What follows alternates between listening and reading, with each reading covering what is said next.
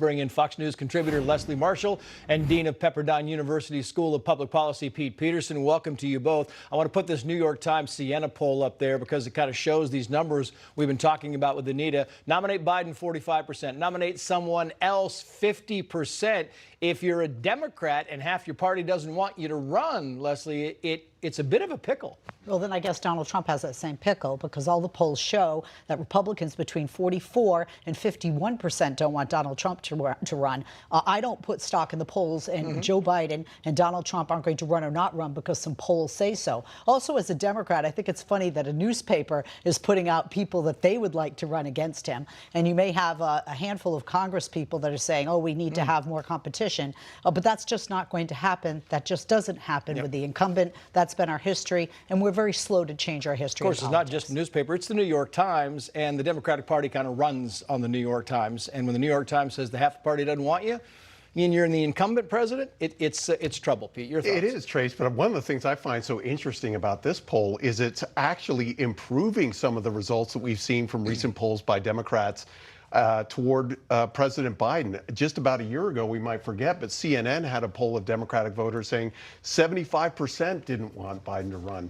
Earlier this year, we saw in an ABC News poll that about 2/3 of Democrats didn't want Biden to run. So it feels like Democrats might be moving through the stages of grief here, that they went from denial that Biden was going to be their candidate to maybe acceptance, although I will say, and I'm on the record as saying that I do believe our governor here in California, Gavin Newsom, will be the Democratic nominee in 2024. Yeah, and a lot of people share that. We'll find out. Peter Schweitzer, who wrote the book on Hunter Biden's shady deals, everything he wrote, by the way, corroborated in this book. He said the following. Yeah, his testimony before House Oversight could be very interesting because everybody says, Pete, you got to follow the money, and this is the money guy. Right, and we do have recordings or text messages showing between Schwerin and Biden, showing that Schwerin was aware of tax refunds coming back to Joe Biden, that he then moved that money. Let's be clear about where the money is being moved. Schwerin is on record as saying that he has moved money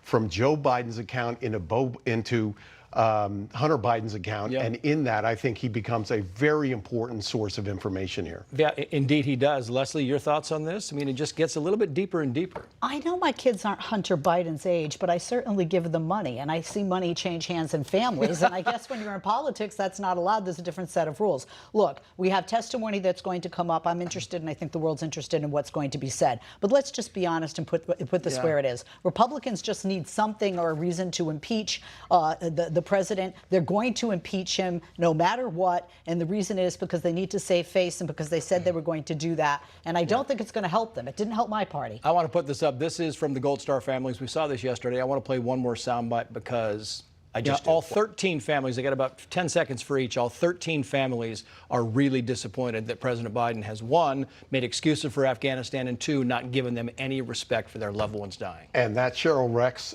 testimony there before the House was really gut-wrenching. She mentioned that in a conversation with the president at the time when her son came back in the flag-draped coffin, that somehow President Biden had sympathy because he had been through the same exact thing with his son Beau coming back in a flag-draped coffin, which obviously never happened. And this story just keeps coming back and back. Very disappointing. Final thoughts, Leslie? Heart-wrenching testimony. There's never been a president that said, we screwed up. Presidents like to talk about victory. President Biden should be meeting with all of the families, any president. I don't care if they're Democrat or Republican, and nobody should disparage Gold Star families, the current or former president. Kennedy said he screwed up, but that was a long time ago. Leslie, thank you.